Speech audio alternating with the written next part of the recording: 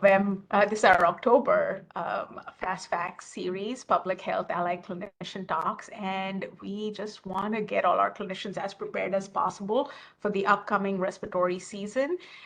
Just a note, this meeting is being recorded, and we will launch into the session as we speak.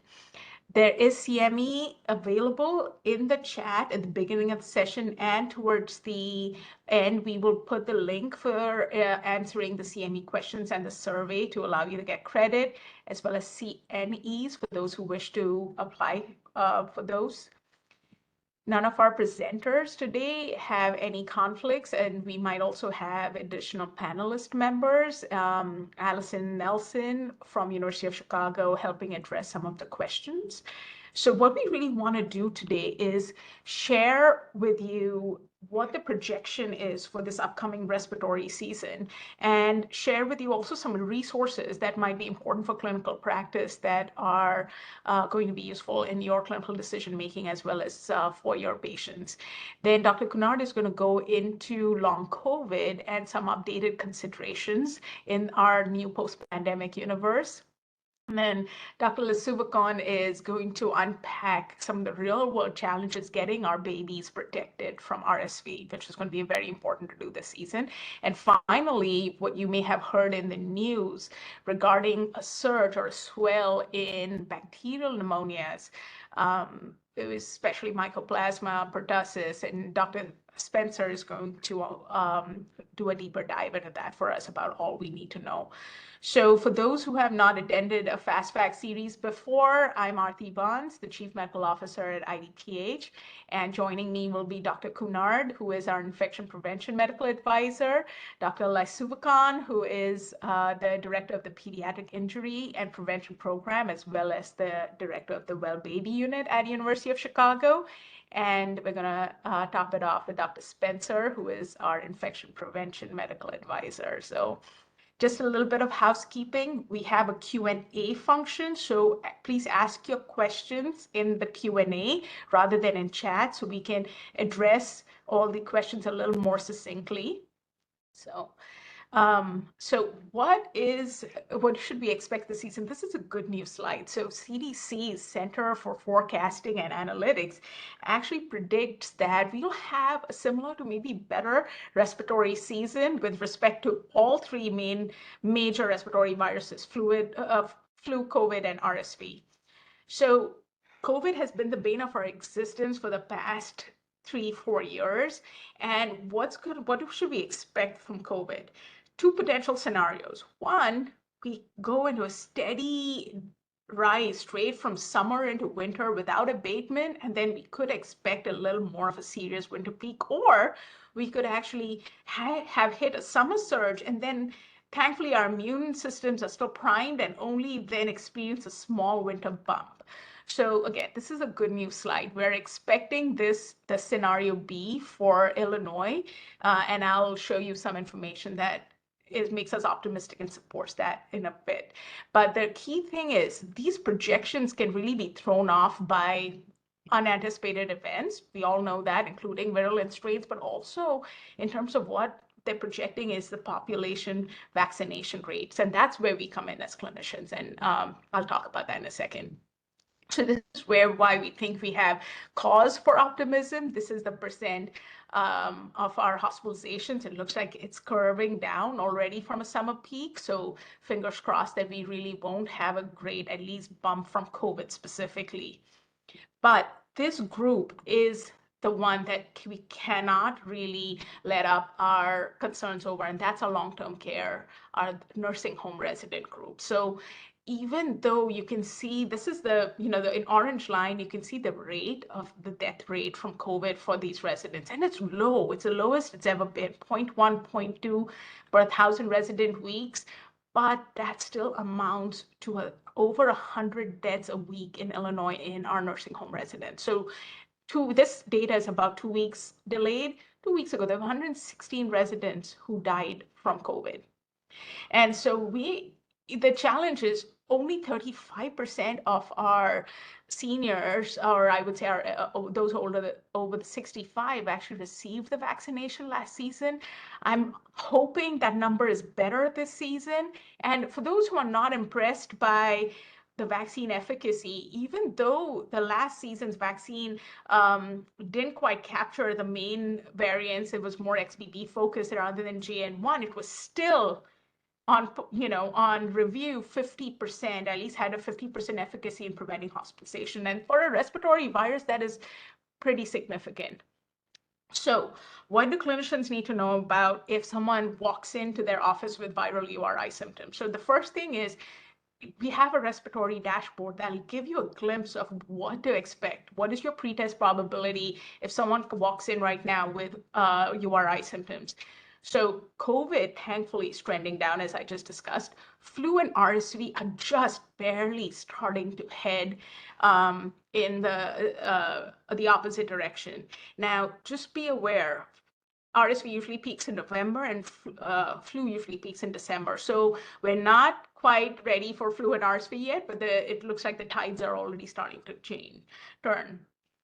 These are live links that I'll be including in the presentations and the slide decks that we send out. So you should be able to tap into these live links, but you could also just Google them. Now, one additional resource, if you really want to think about a hyperlocal view, CDC has a respiratory data channel that will hone down to the ER visits that are occurring from respiratory illnesses in your county. And I just picked Adams County as the first alphabetically, but you could pick your county and you can see in that week what's going on with ER visits from I'm invented a new virus called fluid. So flu, COVID, and RSV. And it might help you, again, make some decisions about what to test for, what to empirically even treat for if you're making those decisions. Of interest, though, you can see on the top is our wastewater surveillance system. So we continue to monitor our wastewater for these viruses, and as well as our ER visits and other sources of intelligence to find out what's going on. So what do we want to know from providers? We really don't want to focus on every single case, but right now we're focusing on severe disease. For the first time, we're making RSV reportable in the format that we want to know about intensive care unit hospitalizations, as well as pediatric deaths from all three viruses. And again, that's where COVID is moving to. But as I highlighted before, our long-term care residents are the most vulnerable, and we consider them as being part of a congregate setting, and that's a bulk of the work that Dr. Spencer does with our infection prevention team. If you are aware of any outbreak happening in a long-term care facility, please flag your local health department. Do not wait. It doesn't have to be a formal report. You can let them know that, hey, we've heard about an outbreak, and the local health department will hopefully be able to address if it needs investigating or not. So as we move into, hopefully, and again, an optimistic flu season, just know that flu vaccine efficacy is about 30 to 50% almost every season. However, before you stop being impressed by that number, we have hundreds of thousands of flu hospitalizations in the US every year. So even if 55%, not the 90% herd immunity we were hoping with COVID, but even if 50%, half of the people, adults, get immunized from flu, we can cut down that hospitalization by 21%. That's significant. I mean, that's tens of thousands of hospitalizations we can avert. But we're not doing so good when it comes to vaccinating our patients. Across the nation, 44%. We expect that. Illinois was only 30% last season. So hopefully, even when someone walks in with a sprained ankle, this season we will not ignore those flu alerts that keep popping up in our inbox and actually take 5 minutes and have that conversation with your patients about getting that vaccination. With RSV, we are, again, not expecting a terrible season with RSV, but this is a very effective vaccine. we're talking almost like 80-90% efficacy for older adults. And an important thing to know, while our babies are the ones that get RSV and end up in the hospital, the highest mortality from RSV is really in our older adults. So that's the group, the grandparents of all these babies that we need to really be thinking about. And again, it's so effective. You don't even need to go to that 55%. If you can vaccinate 35% of the population, you've already cut down the risk of hospitalization by a quarter. But we're not there. Our overall vaccination coverage in Illinois remains pretty low. It was only about 25% of our adults over 60. And as far as our infants, Dr. Suvakon's going to unpack this in a bit, but this is an even more profound impact. 76% of hospitalizations have good avert. And as across the nation and in Illinois, our pediatric bed capacity is shrinking. It's really important that we do absolutely everything we can as clinicians to save every single pediatric bed and keep these children out of the hospital. So let's go into some treatment and vaccine updates. What's CDC now telling us about who needs to be tested? So the recommendations have softened. It's not about, oh, do your test for COVID, test again 48 hours later. It's more around making sure if you start getting symptoms, test early, because you could still get treatment as well as potential think about interventions for the rest of your cohort around you if you test positive for flu or COVID. And most clinical practices really include respiratory panels that have multi-panel for flu, COVID, and RSV. If you're in a clinic that doesn't offer testing, at least we have COVID flu, free COVID tests available through the federal government. The combination flu and COVID tests that can be done at home, unfortunately, are available through retailers, and that is a little expensive. So we'll go into some access issues in a second. But what happens if you're symptomatic and you test positive? You don't really have to, stay home for 5 days and mask for 5 days anymore. You really need to be fever-free and feeling better for 24 hours, and then you just should wear a mask around others. CDC doesn't quite say what to do if you cannot stay home for truly socioeconomic purposes, but we're guiding people to at least then wear a mask throughout your period of illness as well as 5 days after, if for whatever reason you cannot really stay home for that short period. So what's available for your patients if you don't offer free testing? One, at least the COVID test. Each household can get 4 free COVID tests through the US government. We've also supplied some of our local health departments. So if you're not offering free testing or it's too much of a copay and your patients cannot get free COVID tests, then check with your local health department. They may have some free tests at hand. High-risk settings like long-term care facilities, we've also provided some COVID, flu, and RSV multiplex PCR testing. So if you work or are affiliated with a long-term care facility, look into that option too and reach out to us if you think that might be something your long-term care facility could use. And finally, we have pharmacies. So there are a lot of free COVID testing sites through pharmacies, among others. This is a locator you can use and share with your patients if they're looking for some free testing options. As far as treatment updates are concerned, the one thing that I'd like to highlight is I think, unfortunately, we hear too often. I heard a few weeks ago about someone who's almost 60 years old and an asthmatic who had COVID and was told by her provider that she was not high risk. Now, you can make a clinical decision not to treat someone for COVID, but let us not be the source of misinformation as far as what really constitutes high risk. So right now, it is those who are older than 65 who have underlying medical conditions, and I'll go into that in a second, and who are not up to date, or who are not up to date on their vaccines. This is or not an and logic here. They should be evaluated for treatment. Now, in July, CDC did update it, and there are, of course, some no-brainers like you're immunosuppressed, you're on cancer treatment, but things we don't often think about as high-risk conditions, including physical inactivity, including mood disorders, are still making that list. Hypertension has no longer made that list for a while, but think about that. Your patients with depression and schizophrenia would also be at high risk. So even if you choose not to treat them, please don't communicate that they are not high risk. So our treatment options really include our two orals, Paxlovid, Lagevrio, or molnupiravir, and of course the IV. Our children can get Paxlovid up over the age of 12.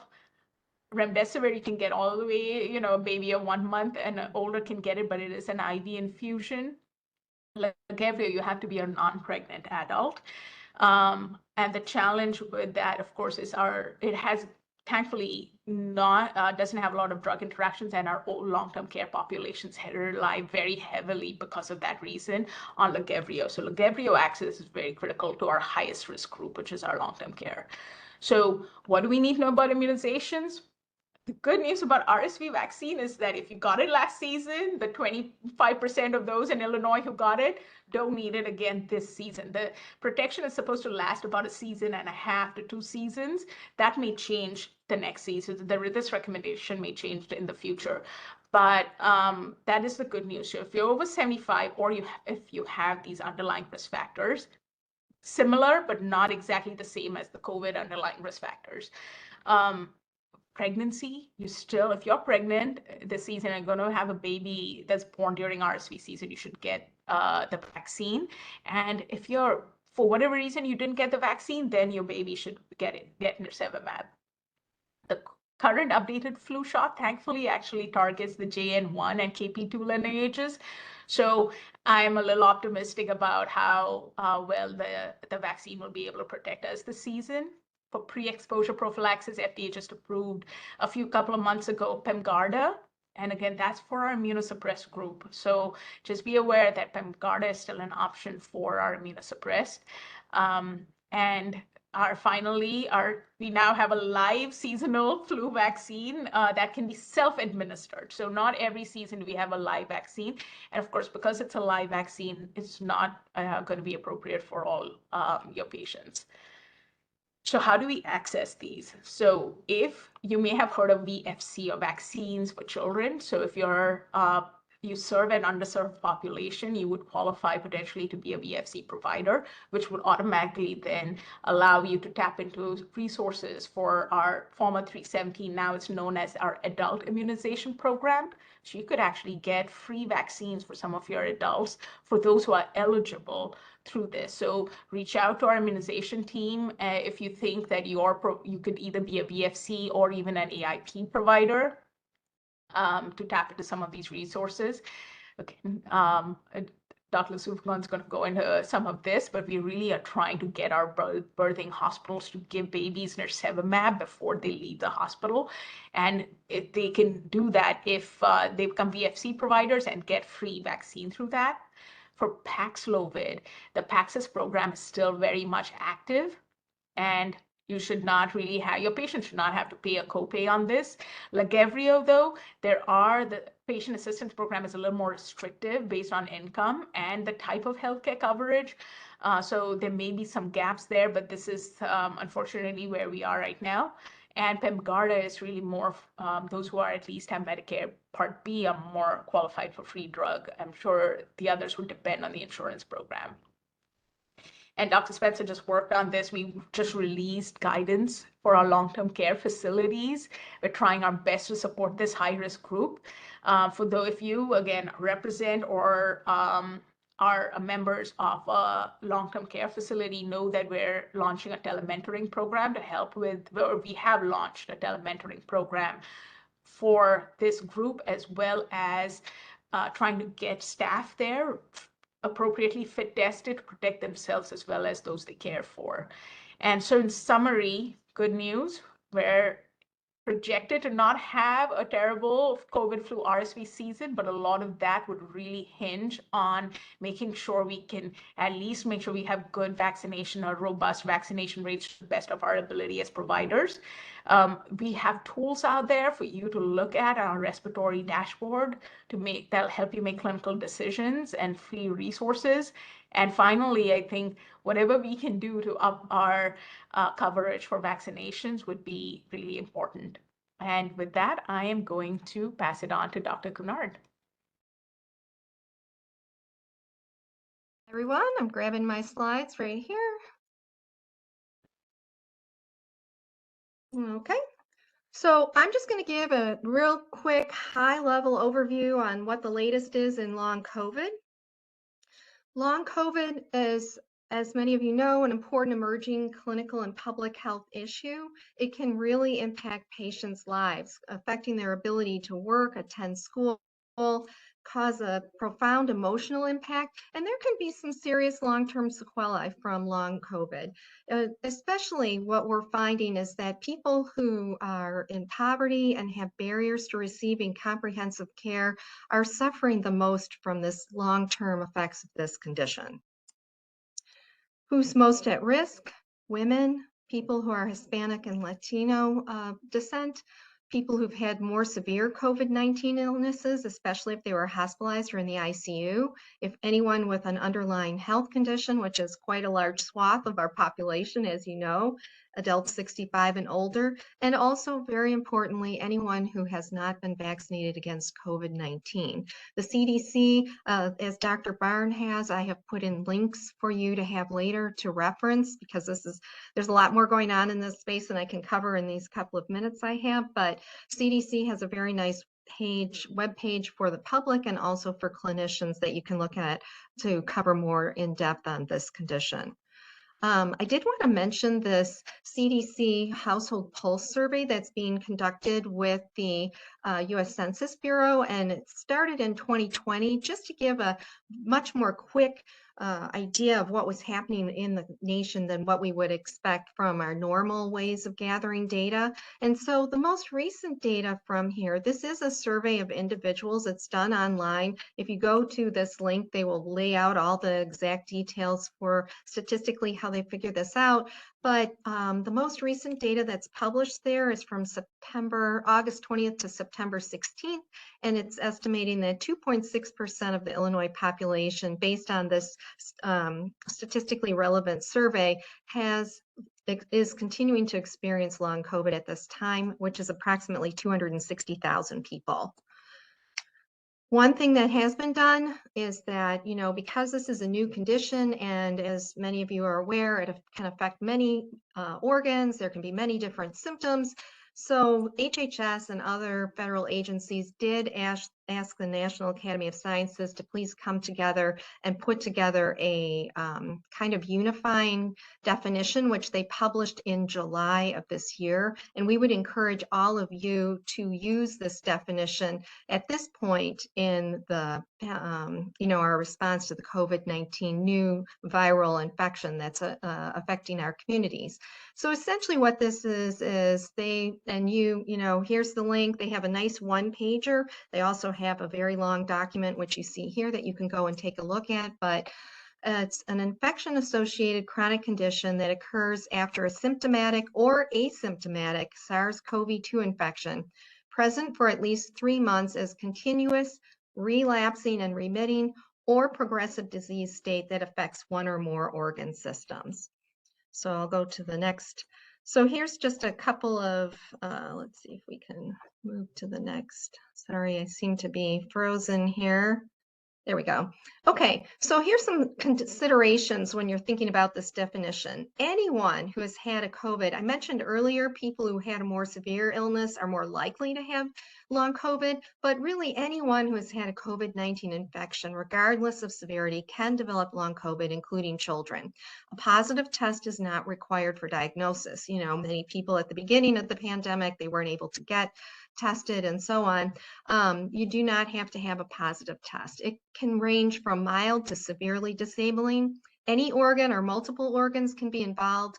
It can exacerbate existing health conditions or present as new conditions, and the duration can range from weeks to years. Sorry, again, I am having trouble here. Okay.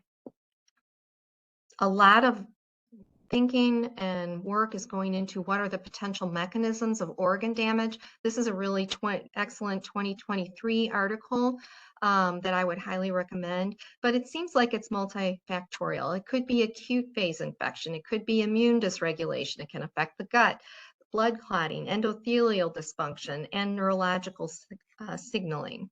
Here's an image from that article that I mentioned. And, again, it gives you kind of an idea of all the different mechanisms that are being looked at as potentially leading to the organ damage that we're seeing. It does have a widely variable presentation. So you may have patients coming in with cognitive impairment, fatigue, sleep disturbance, cardiopulmonary symptoms, the altered taste and smell we know about, headache, depression, anxiety, GI symptoms. There's quite a long list of potential symptoms that could be the result of long COVID. So what does this mean for you? For one, what we would like to encourage everyone to do is to support your patients, consider long COVID as a diagnosis. There are some ICD-10 codes that are not really being widely used at this point that I wanted to bring to your attention.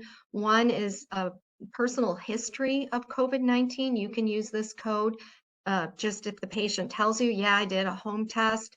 You don't have a record of it, but you can at least document in their record that they've told you that they had a positive test or their family was all sick. They had the same symptoms. Now they're coming in and they have symptoms that make you think of long COVID. You can also use this post-COVID condition code as secondary to specific condition codes. So perhaps you have somebody who's lost their taste and you've coded for that, but then you can add this other additional ICD-10 code. And the main thing, which is beyond the time that I have today to talk about, is the main goal is to improve their daily function, provide support, quality of life through symptom management strategies, and affirm their experiences, because we are seeing that this is a real condition and it's not recognized or addressed as well as it could be currently. Prevention, COVID-19 vaccination has been shown to be one of the key ways that you can prevent long COVID. And then, of course, encouraging your patients to follow the usual drum roll of preventive measures we've talked about: masks, ventilation, improvement, hand hygiene, and staying away from others when sick, etc. And then finally, I just wanted to mention that long COVID has been designated a disability under the American Disabilities Act, and it qualifies if it substantially limits one or more major life activities. That's pretty broad. It can be eating, sleeping, walking, reading, able to go to your job, etc. There's a long list. There's a real nice handout at this link I have in here that you can look at. If your patients are suffering from what you think of as long COVID and meet the qualification here, you can consider that under the ADA. They're entitled, anyone who has long COVID that qualifies as a disability is entitled to the same protections from discrimination as any other person with a disability under ADA. And that may mean that businesses, schools, governments, etc., have to make changes in the way they're operating in order to accommodate a person's long COVID related limitations. And that's all that I have, and I will turn it over to the next speaker. Thank you. Dr. Lasubukan, on to you. Hi, team. I'm PHACT and good afternoon, everybody. I just want to talk to you a little bit about nirsevimab and our experience with nirsevimab last RSV season at the University of Chicago. Just a quick overview. I'm not sure what the audience is, so I'm going to go over some basics about what nirsevimab is. If I can get my slideshow to work, and this is my biggest fear. Here you go. So really fast, what's RSV? It's an enveloped negative sense RNA virus discovered in 1956. And like Dr. Barnes was alluding to, it is a leading cause of acute respiratory tract infections worldwide, mainly affecting infants, babies, older adults, and immunocompromised populations. Your slides are not advancing. Oh, it advanced for me. Is it not advancing for you? Yeah. Can you see this? We can see just the main slide. Oh, let's try it again. Advancing? It is No, advancing you on might my have to end. click again. All right, try it again. Sorry about that. Any of this working for you? I can Or share. I can share, and you can just let me know when you need to advance. So you click just like in grammar school, sure. Click at the beep. All right. So we're going to slide 2 now. What is RSV? Sorry about that, team. And so, like I was saying, it's a negative sense RNA virus that affects mostly older people and babies and immunocompromised. It was estimated in 2019 that the virus was responsible for causing over 3.6 million hospitalizations and over 100,000 deaths in kids between 1 and 5 years of age. Click.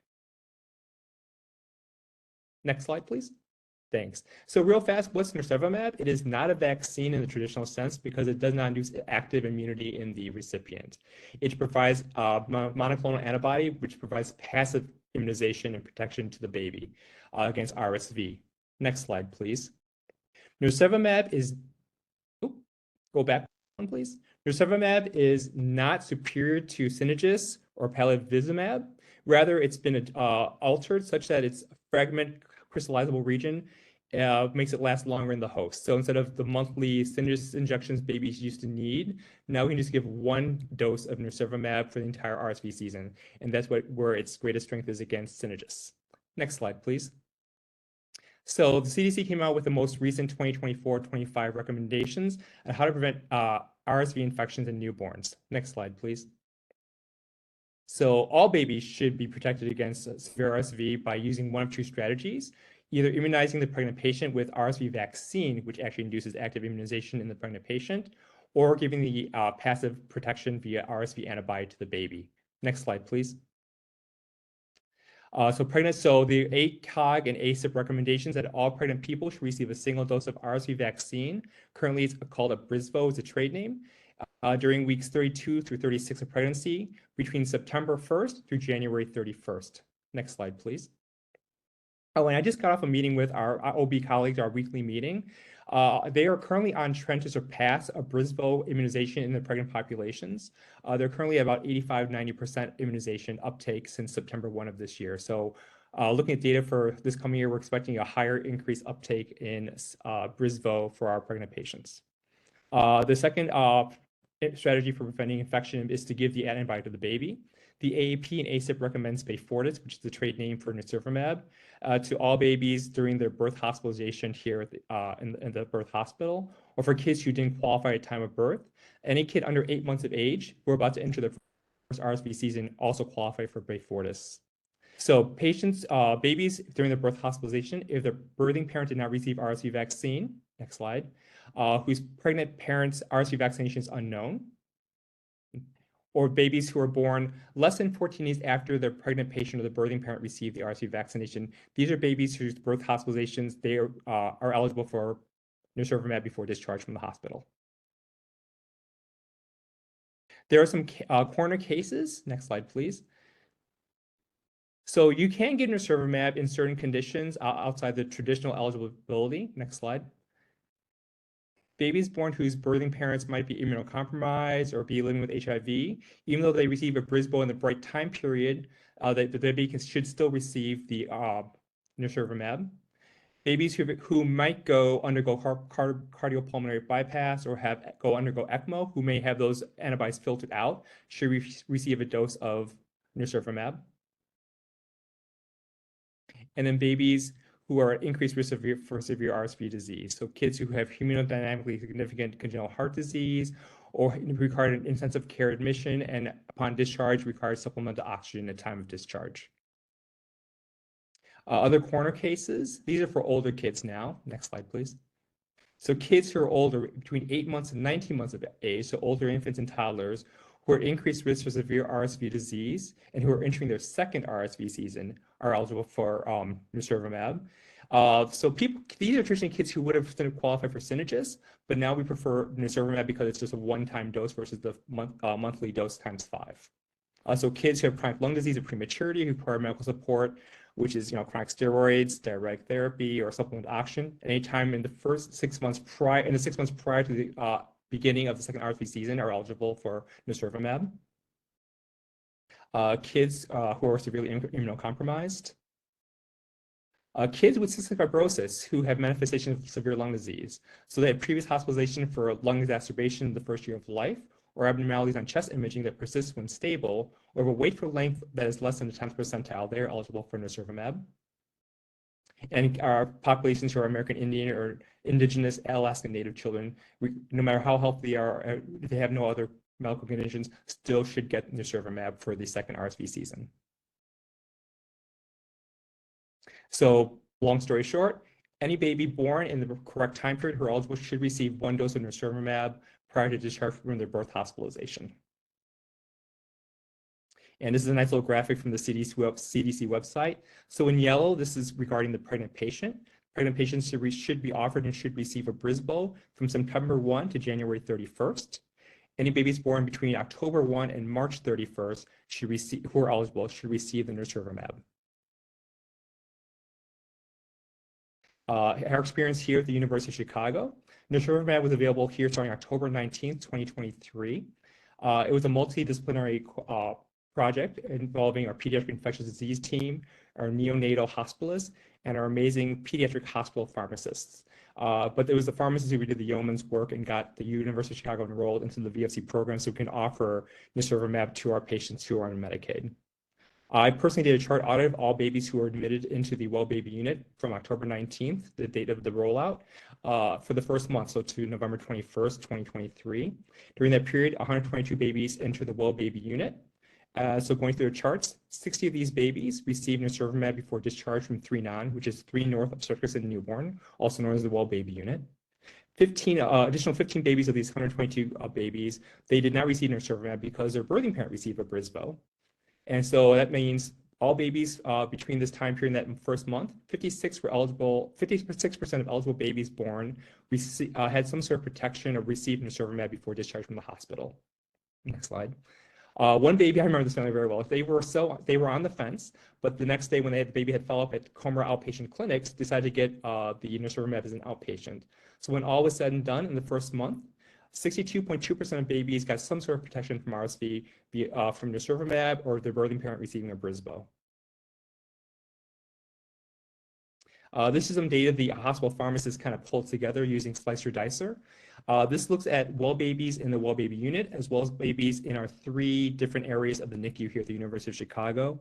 And 1,381 babies were born between, I think they looked from September 1 to March 31st. Next slide, please. Of these 1,381 babies, this is the breakdown of where these babies were when they received the nirsevimab. The majority were in the Well Baby Unit, that's in blue. And the 3 other colored bars, these are 3 various areas of NICU here at the University of Chicago. Interestingly, 5 doses were pulled and administered, but we don't know what the indication were, the dates administered, so we're not sure if this was an error in our calculations, so I did not include that in our numbers. So overall, 57% of babies in this time period in the first RSV season last year received nirsevimab prior to discharge in the Well Baby Unit, and 42.5% received nirsevimab in the NICU before discharge during this last RSV season. This is just a breakdown. Most of the babies who received nirsevimab at the University of Chicago were VFC eligible, and they're going to reflect the population we serve here on the south side of Chicago compared to our commercial eligible patients. Next slide, please. And this is just looking at most of the babies who received nirsevimab for Republic received it in the hospital. A small minority received it in outpatient clinic. For those with commercial payer mix, it was more of 50-50 splits. 50% of those babies who had private insurance received it in the hospital. The other 50% received it in outpatient clinic. Next slide, please. And this is just, again, looking at who received nirsevimab before discharge. So of all of the 1,300 plus babies who were born at the University of Chicago in the NICU or Well Baby Unit, 501 received nirsevimab. And so it's a 36% vaccine uptake, which is nice. Was it 880 who didn't receive nirsevimab? That also includes babies who weren't eligible because their birthing parents received a Brisbo. We weren't able to pull that data out yet, but we'll probably do that for this next season to look at the data. So doing some back in the napkin math, if you took out some of these babies who didn't receive nirsevimab, but because they weren't eligible, we're looking about 38 to 40% uptake over the past season for RSV. Next slide, please. And just real fast again, about 36 to 40% of babies discharged between October 1 and March 31st received nirsevimab before discharge from the hospital. Again, reflecting the population we serve, 45.6% of these babies were Medicaid eligible, whereas 19% were commercial. Most patients who were public insurance received nirsevimab inpatient, versus outpatient, it was more a 50-50 mix. Interesting, some numbers, 16 babies who received nirsevimab while here in the hospital that got readmitted were RSV negatives. They did not have RSV there, but they were admitted for other diagnoses, flu, fever, non-accidental trauma, genetic evaluation, other things, but they did not have RSV. So we think that could be a sign that the RSV antibody is actually very effective in preventing RSV infection in our babies. Of the 45 patients last season who were admitted for RSV bronchiolitis and were less than 1 year old, none of them had received nirsevimab. So again, we think that we can decrease further the hospitalization rates if these babies who are eligible receive nirsevimab before discharge from the hospital. And that is all I've got. Thank you very much, and I'll pass it on to Dr. Spencer. Thank you. Thank you, Dr. Lisificon, for sharing your experience and for leading the way to help protect babies. It's a pediatric revolution, really. So I'm going to talk a little bit about the situation with outbreaks and surge of atypical bacteria, namely Mycoplasma and pertussis. This is a figure showing pertussis to date in Illinois.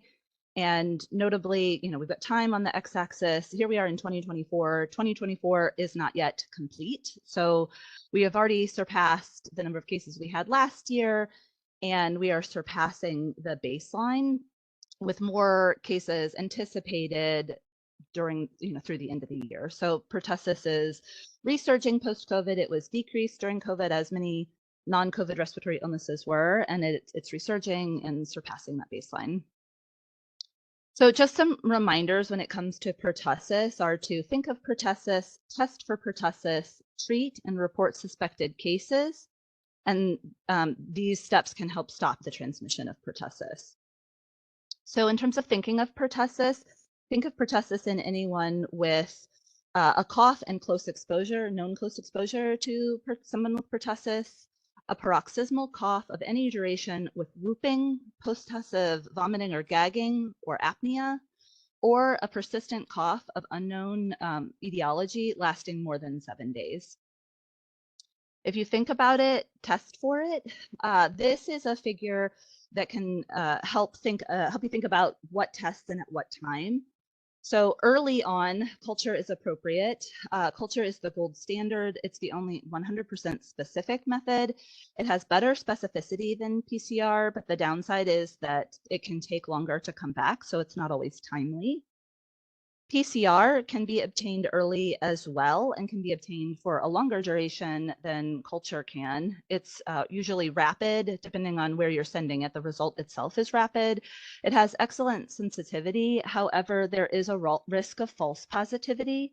And I'll touch on that in a few minutes and the things that you can do to help decrease that risk of false positivity. Serology can be performed later in the course of the disease. It can't be obtained early on, but it's variable in terms of how accurate it is depending on the lab assays. It's important to interpret PCR results in the context of clinical symptoms and the epidemiological information. And in the setting of an outbreak, culture confirmation of at least one case should occur. So if you are working up a case in the context of an outbreak, such as at a school or in other settings, consider getting a culture to help confirm that outbreak. It's really important as you're testing to avoid contamination. And so there are pertussis PCR best practices.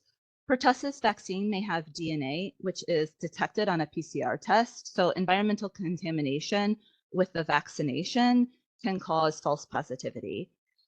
So it's important to prepare and administer vaccine in a separate area from where pertussis specimen collection is done. It's important to wear gloves for specimen collection and vaccine preparation and to dispose those gloves immediately after the procedure. So if you're drawing up vaccine, if any of that gets on the gloves and then you touch other things in the environment, the environment will be glowing with potentially with DNA. And that's what's been found in studies, is that that vaccine can be detected in many surfaces in a clinic where vaccine is given, because it's hard to adhere to these practices 100%. Cleaning surfaces with a 10% bleach solution can reduce the amount of nucleic acids in the clinical environment and decrease that risk.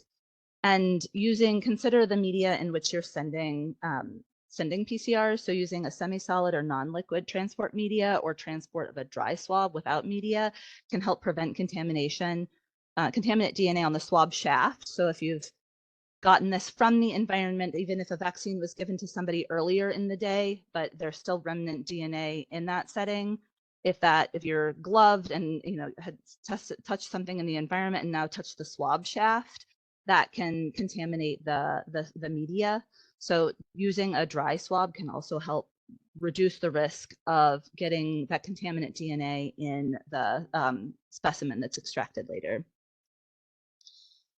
So keep all of those things in mind, and those are available in a siren that we had sent out a while back, and are available on the CDC website as well, but things to keep in mind as you're testing.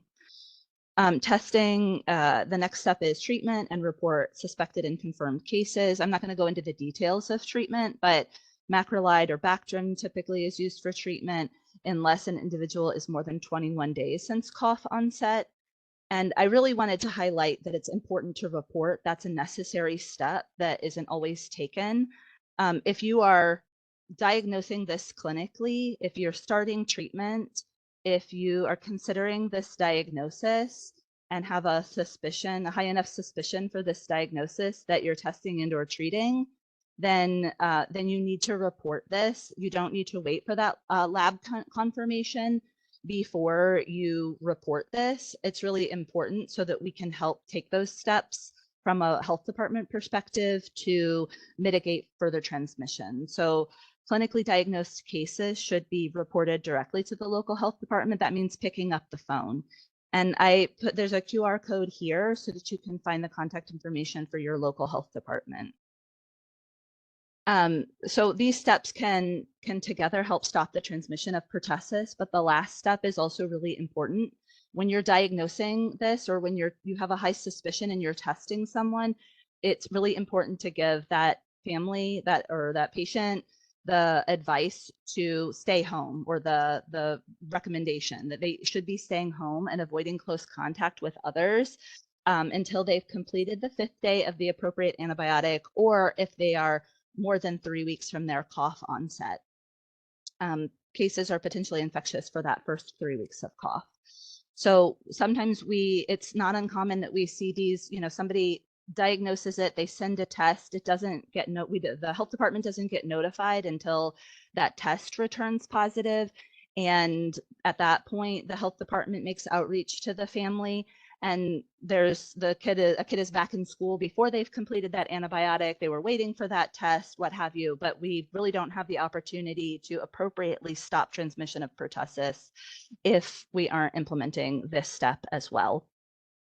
Just as a reminder too, vaccinate, vaccinate, vaccinate. That's something, not doing that in the context of an ill patient, but just as a reminder, because we have seen decreased rates of vaccination in the post-COVID era, a reminder to look for all opportunities to bring folks up to date with their vaccinations. Now I'm going to pivot to mycoplasma, also considered, this is an atypical, or the most common atypical bacteria. This is a figure showing Mycoplasma pneumoniae from clinical lab partners, testing that's coming in from clinical lab partners in Illinois patients. Mycoplasma isn't reportable, and we have limited surveillance data for mycoplasma, but this is one way we have to look at it. And this is something that other jurisdictions are experiencing as well. And we know that the CDC is looking at this as well. It's not unique to what we're seeing. And this, what we've seen from this limited number of clinical lab partners, fits other data that we have as well. So one thing to consider is that we are testing more for mycoplasma in the post-COVID era, and as we roll out more and more multiplex PCRs. So that may affect some of this, but we're seeing a real surge of this too. And that can be seen additionally through syndromic data. So this is looking at ER discharge data and some hospital discharge data. This light blue line is 2023. You can see that the rate of those diagnoses is low. And you can see over this recent period, they're just climbing, climbing, climbing.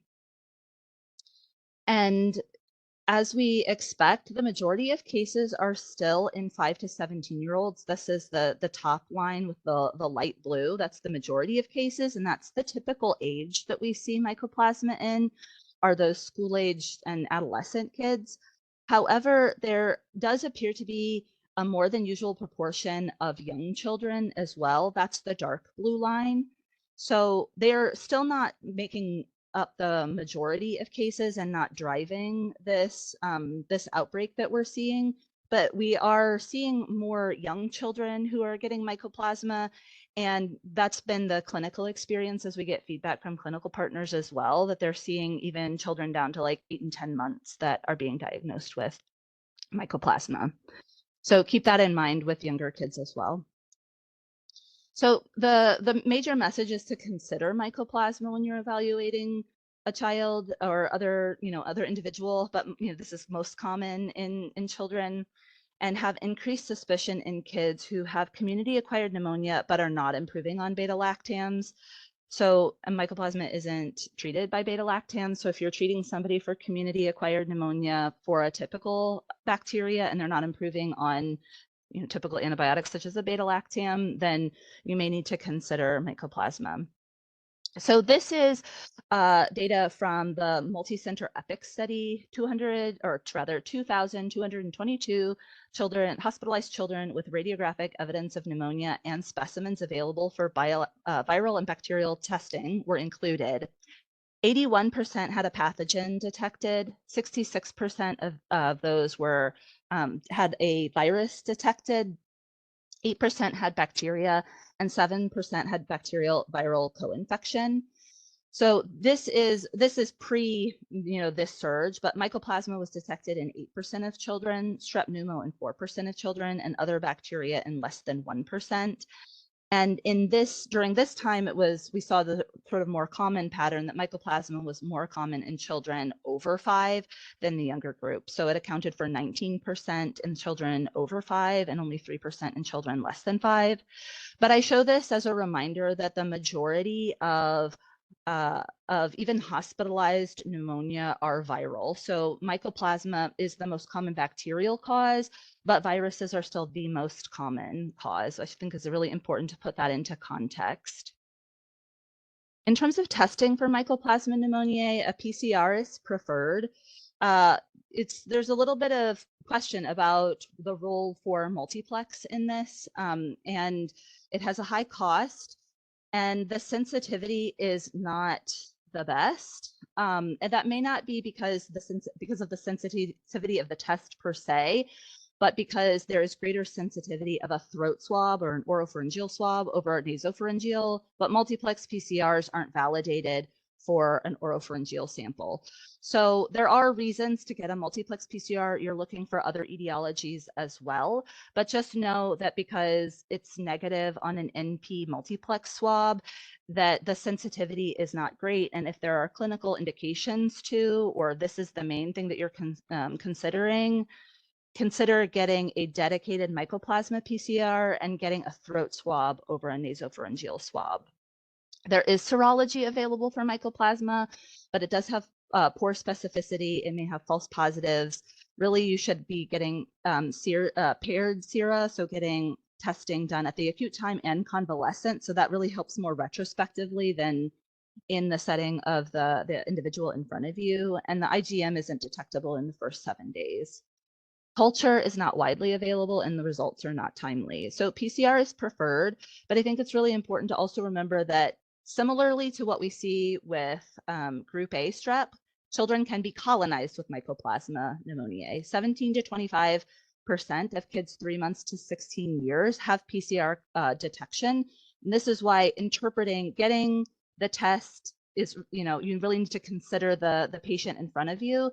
and whether it's what their symptoms are, if their symptoms are consistent, and interpreting that within the context of the symptoms that an individual has and the epidemiology and the community scenario. It's also important to consider what you're going to do in terms of treatment. And this is particularly with regards to children, important to consider prescribing judiciously. According to the Red Book, the evidence of benefit of antibiotics for non-hospitalized children with lower respiratory tract illness due to mycoplasma is limited. There's a Cochrane review that you can look at too that really just highlights that the evidence of effectiveness of antibiotic treatment is really limited for non-hospitalized children. The first line for treatment in those who do meet criteria for treatment remains macrolides. There are some macrolide resistant strains that exist. They're low in our community, probably less than about 10%. Again, the data on that is limited, but it's the resistance is limited. And second lines, including fluoroquinolones and tetracyclines, should be considered really only in those who are not improving on a macrolide or who have other indications. This is my last slide. I think it's just also important to remember that this isn't just a respiratory disease. Mycoplasma has many extrapulmonary manifestations, and this may also help you make the diagnosis. So 10% of children with mycoplasma infection have rash, whether that's associated with a respiratory illness or otherwise. Some of these children don't have a respiratory illness and can have many different forms of a rash, including a very specific sort of rash that's associated with mycoplasma and may cause mucositis. Mycoplasma can also cause neurologic, hematologic, cardiac, and rheumatologic manifestations as well. And also to remember that there are a couple of pulmonary complications or populations in which pulmonary complications are important to consider. So it's particularly notable the way it exacerbates asthma for children who have underlying asthma. So that's a population you should really pay special attention to, have heightened concern for, and consider treatment, as well as children who have sickle cell disease and may have acute chest syndrome. That's all I wanted to share. There's a lot more detail there too. So I think at this point we're open for questions in the few remaining minutes.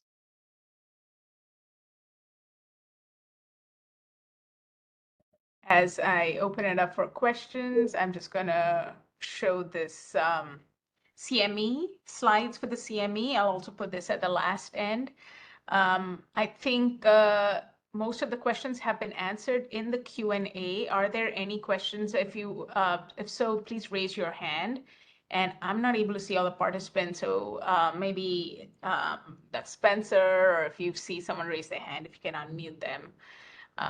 And as we wait for questions, just FYI, we have 2 sessions coming up next. One is on sexual wellness and the resources. We'll go over our standing order for contraception, our family planning access points, as well as new updates to expedited partner therapy and our congenital syphilis and testing code. And finally, and in December, we will go over how some environmental exposures, how frontline clinicians can really take part and understand what it means to have and investigate environmental exposures in their patients if they identify one. So I'm going to go in that into December. Again, if you need to reach out to any of our medical advisors at IDPH, here is the link. Again, all of these will be sent out in the slides. It might be early next week before you get a copy of the slides. If you need to take part in our alert system, please join the siren. And that's how you can get all of our health advisories and alerts. And again, I'm going to leave it open at this. The link has been placed in chat. If I don't know, David, can you put another link in the chat again so people can access it if they cannot use the QR code to get their CME? All right, I know we're down to the wire. Any last 2 minutes? Any questions from our group that you want answered live?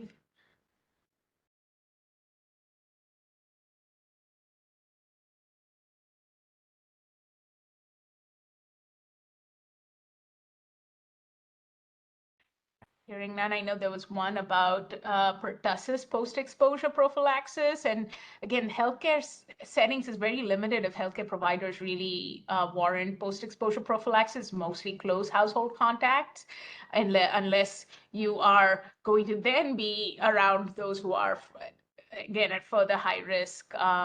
I don't know if Dr. Suvakon, you have any experience with post-exposure prophylaxis in any of the NICU or well baby units if needed. But again, it's not common to do it for healthcare providers as much as it is for household contacts or pregnant people.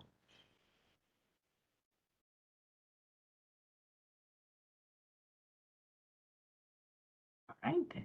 Again, thank you, everyone, for a fantastic discussion, and appreciate your attendance. And stay tuned. We'll get you a copy of our master slide deck in early next week to all our attendees. Take care. Have a great rest of the week.